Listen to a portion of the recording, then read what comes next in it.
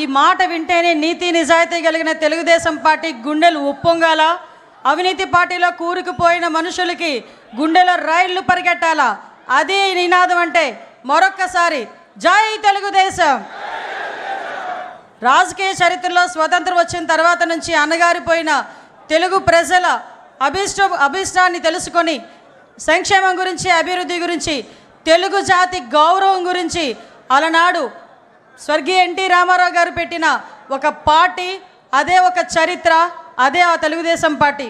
ఆ పార్టీ పెట్టి ఈ రోజుకి కూడా తెలుగు ప్రజలు గర్వంగా నిలబడేటట్టుగా చేసిన ఆ మహానుభావుడికి మనందరి తరపున ఘన నివాళులు అర్పిస్తూ ఈరోజు అదే తెలుగుదేశం పార్టీ ఆశయాలకు అనుగుణంగా ఒక తండ్రి స్థానంలో ఉండి ఎన్నో ఒడిదుడుకులు ఎదుర్కొన్నప్పటికీ కూడా, ఎన్నో అవమానాలు ఎదుర్కొన్నప్పటికీ కూడా, ఎంతోమంది ఎన్నో మాటలు అన్నప్పటికీ కూడా తెలుగుదేశం పార్టీ కార్యకర్త గురించి, తెలుగుదేశం పార్టీ నాయకుల గురించి, కార్యకర్తల గురించి, తెలుగు ప్రజల గురించి నేనున్నానని అన్ని అవమానాలు పడి కూడా మీ అందరి గురించి అవమానాలు పడినా కూడా చెక్కు చెదరని చిరునవ్వుతో మన ఎదురుగా నుంచిన మన నాయకుడు నారా చంద్రబాబు నాయుడు గారికి పాదాభివందనం చేసుకుంటూ, అదేవిధంగా ఈరోజు తండ్రికి తగ్గ తనయుడు, తాతకి తగ్గ మనవడు అంటుంటా.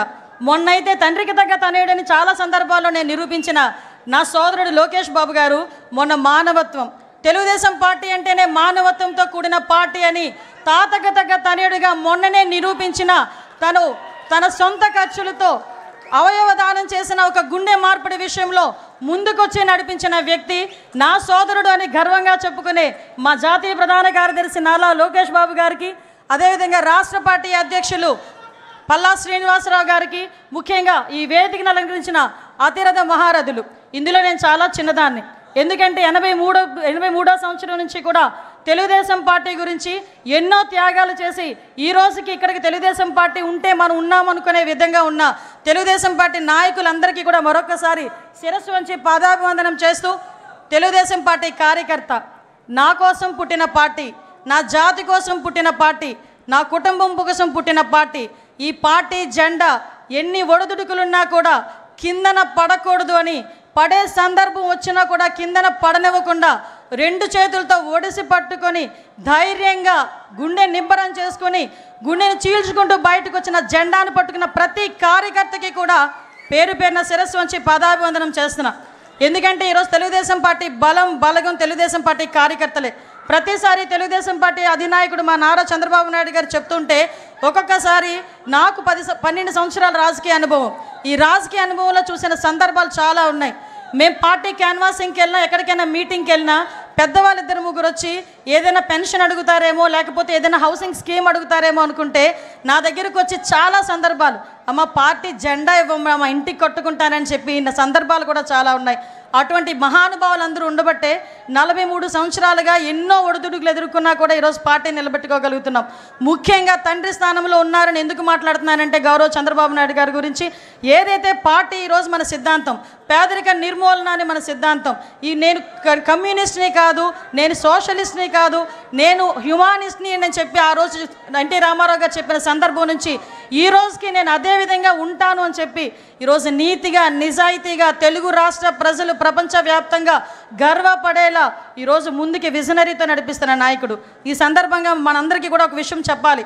1998లోనే అమెరికాలోని ఇలినాయిస్ గవర్నర్ జిమ్ హెడ్లర్ గారు చంద్రబాబు నాయుడు గారి గౌరవార్థం సెప్టెంబర్ 24న నాయుడు డేగా ప్రకటించిన సంగతి ఇక్కడున్న చాలామందికి తెలియకపోవచ్చు. ఈరోజు చాలా గర్వపడుతున్నా. అటువంటి నాయకుడు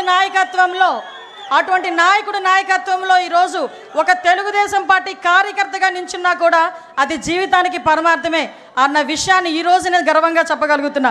మీ అందరికీ తెలియాలి, గౌరవ చంద్రబాబు నాయుడు గారు అంటే మనందరం కూడా చంద్రబాబు నాయుడు గారు ఒక ముఖ్యమంత్రి హోదాలో, ప్రతిపక్ష నాయకుడి హోదాలో చాలామంది చంద్రబాబు నాయుడు గారి దగ్గరికి వచ్చేటప్పుడు నా స్వయంగా నేను చెప్తున్నా, ఈ సందర్భం ఎప్పటి నుంచో చెప్పాలనుకున్నాను కానీ చెప్పలేకపోయా. నేను కూడా చాలా సందర్భాల్లో చంద్రబాబు నాయుడు గారి దగ్గరికి వెళ్ళి చాలా విషయాలు సార్తో మాట్లాడేయాలని చెప్పి మాట్లాడడానికి వెళ్తా. ఏమ్మా అనిత, ఏమ్మా అంటారు, అనిత కూడా కదా ఏమ్మా అంటారు, అనేసరికి మొత్తం మర్చిపోతా. 2 సార్లు అలా వెనక్కి తిరిగి వచ్చా. 3వసారి చిన్న పేపర్ మీద రాసుకెళ్ళి ఏంటో రాసుకొని వచ్చావు అన్నారు. సార్ మిమ్మల్ని చూస్తే నేను అన్నీ మర్చిపోతున్నాను సార్, మరి ఏం పని చేస్తుందో నాకు తెలియట్లేదు, అందుకే రాసుకొని వచ్చాను సార్ అన్నాను. ఆ రోజు నుంచి ఈ రోజు వరకు నా స్వయం అనుభవం ఒకటి చెప్పాలి. ఏ ఆరా పని చేస్తుందో తెలియదు కానీ ఆయన చుట్టూ ఒక్కసారి ఆయన రూమ్లోకి వెళ్ళేసరికి మైండ్లో అన్నీ వెళ్ళిపోతాయి. ఒకటి గుర్తొస్తుంది, అతను మా నాయకుడు, ఆ నాయకుడితో మేము పనిచేయాలి అని ఒకే ఒక థాట్తో మేము బయటకు వచ్చే పరిస్థితి కనిపించిందంటే that is Chandrababu Naidu. That is Chandrababu Naidu. నేను ఎందుకు చెప్తున్నానంటే చాలా గర్వంగా చెప్తా. ఎక్కడున్నారు? తెలుగుదేశం పార్టీలో. నేను ఎక్కడికి వెళ్ళినా కూడా ఆంధ్రప్రదేశ్ అనేసరికి బాబు చంద్రబాబు నాయుడు గారు అని అనేసరికి ఎంత ఉప్పొంగుతుందంటే గుండె. అది ఈరోజు మన పార్టీ. అటువంటి పార్టీలు ఈరోజు ఆయన పడ్డ కష్టం గురించి కూడా మీకు చెప్పాలి. రోజుకి ప్రతిపక్షంలో ఉండేటప్పుడు అలాగే కష్టపడతారు, అధికారంలోకి వచ్చిన తర్వాత అంతకన్నా ఎక్కువ కష్టపడే వ్యక్తి. ఎందుకంటే మీ అందరికీ తెలుసు చంద్రబాబు నాయుడు గారు, మాకన్నా బాగా మీకే తెలుసు. కానీ ఇప్పుడు అతి దగ్గరగా చూస్తుంటే చాలామంది అతని వయసు గురించి మాట్లాడతారు. ఏజ్ జస్ట్ నెంబర్ అని చెప్పి నిరూపించిన వ్యక్తి ఆయన. అటువంటి వ్యక్తి రోజుకి 16 గంటలు 17 గంటలు కూర్చున్న వ్యక్తి, మళ్ళీ బ్రేక్లో తప్ప బయటికి లగని వ్యక్తి, ఎన్ని గంటలైనా సమీక్ష చేసి చాలా ఇన్డెప్త్ వరకు వెళ్ళిన వ్యక్తి. ఒకసారి నేను రివ్యూలో కూర్చున్నా. నేను మా డిపార్ట్మెంట్ వాళ్ళందరూ ఫుల్గా ప్రిపేర్ అయిపోయాము, ప్రాబ్లం ఏం లేదు, సార్ ఏమన్నారు ఈరోజు పొగుడుతారని చెప్పి వెళ్ళా. మొత్తం తిరిగేశారు ఒక 10 నిమిషాలు. సార్ అలా చూసి మా వైపు చూసి ఇందులో ట్రాఫిక్ ఇష్యూస్ ఏవి అని అడిగారు. ఆ రోజు నేను డీజీపీ గారు మొహం చూసుకునే సందర్భం. అంటే ఎంత ఇన్డెప్త్కి వెళ్తారో చెప్తున్నా. అటువంటి వ్యక్తి గురించి ఎందుకు చెప్తున్నాను అంటే మీరందరూ 2047 గురించి మాట్లాడుతూ ఉంటే ఏంటో ఎప్పుడు 2047 ఇప్పుడు ఏంటి మనకి అనుకున్న సందర్భాలు కూడా చాలా ఉన్నాయి. 2020 గురించి మాట్లాడేటప్పుడు నేను ఒక స్టూడెంట్ని. ఆ రోజు 2020 గురించి మాట్లాడేటప్పుడు స్టూడెంట్ని కాస్త 2020 విజన్ వచ్చేసరికి ఆయన పక్కన కూర్చొని ఒక మహిళా అధ్యక్షురాలుగా నేను ఆయన పక్కన కూర్చునే పరిస్థితి వచ్చిందంటే అది విజనరీ. ఈరోజు హైదరాబాద్ వెళ్ళినా ఎక్కడికి వెళ్ళినా కూడా చంద్రబాబు నాయుడు గారు కనిపిస్తారు. ఒక ఐఎస్బీ కానీ, ఔటర్ రింగ్ రోడ్డు కానీ, ఎయిర్పోర్ట్ కానీ, అక్కడ ఉన్న హైటెక్ సిటీ కానీ ఎక్కడికి వెళ్ళి తలుపు తట్టినా దిస్ ఈజ్ చంద్రబాబు నాయుడు అడ్డా అని చెప్పే పరిస్థితి హైదరాబాద్లో కనిపించింది. మళ్ళా అదే పరిస్థితి రాబోతుంది మన అమరావతిలో.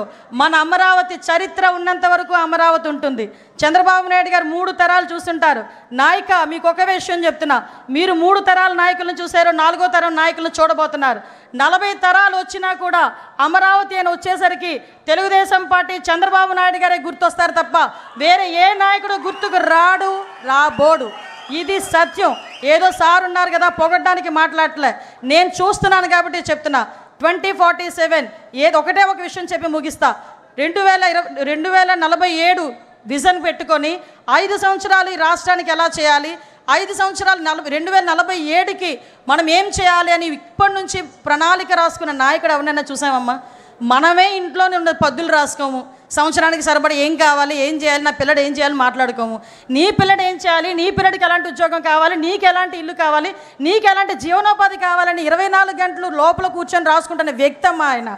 అటువంటి వ్యక్తిని మనందరం కూడా ఎంత దీవించాలో ఒక్కసారి ఆలోచన చేసుకోండి. ఈ పేదరిక నిర్మూలనే ప్రధాన ధ్యేయంగా పుట్టిన తెలుగుదేశం పార్టీకి నిజంగా మణిహారం మన చంద్రబాబు నాయుడు గారు. ఎందుకు చెప్తున్నానంటే మన సీఎం గారి గురించి రేపు 2047 ఉగాది రోజున 2047 విజన్ ప్రకారం పేదరిక నిర్మూలనే ధ్యేయంగా, తలసరి ఆదాయం పెరగటమే ధ్యేయంగా 20 లక్షల కుటుంబాలకి చేయూతగానిచ్చే విధంగా రేపు 2047 P4 విధానాన్ని ప్రవేశపెట్టడం. ఇదే ముందు రోజు మనం నిజంగా అదృష్టం అదే కలిసి వచ్చింది. ఈరోజు ఆవిర్భావ దినోత్సవం జరుపుకోవడం. ఈ 2 కోయిన్సిడెంట్స్గా జరిగినాయి. అది ఆయనకి మన పూర్తి సహాయ సహకారాలు మన సీఎం గారికి అందించాలి, మన జాతీయ అధ్యక్షుల వారికి అందించాలి. అదేవిధంగా మనం ప్రతిసారి కూడా ఎలాగైతే ఎన్నిదన్నుగా ఉన్నారో ఆయన కష్టంలో ఉన్నప్పుడు, నష్టంలో ఉన్నప్పుడు, అవమానం భరించినప్పుడు, ఆయన జైలుకి వెళ్ళినప్పుడు కూడా ఎంతోమంది ఈరోజు ప్రపంచవ్యాప్తంగా బయటకు వచ్చి ఆయన గురించి మాట్లాడి ఆయన గురించి ధర్నాలు చేశారంటే అటువంటి నాయకత్వంలో మనం ఉన్నందుకు ఒక్కసారి పసుపు జెండా పట్టుకొని గట్టిగా తిప్పాలి. జై తెలుగుదేశం.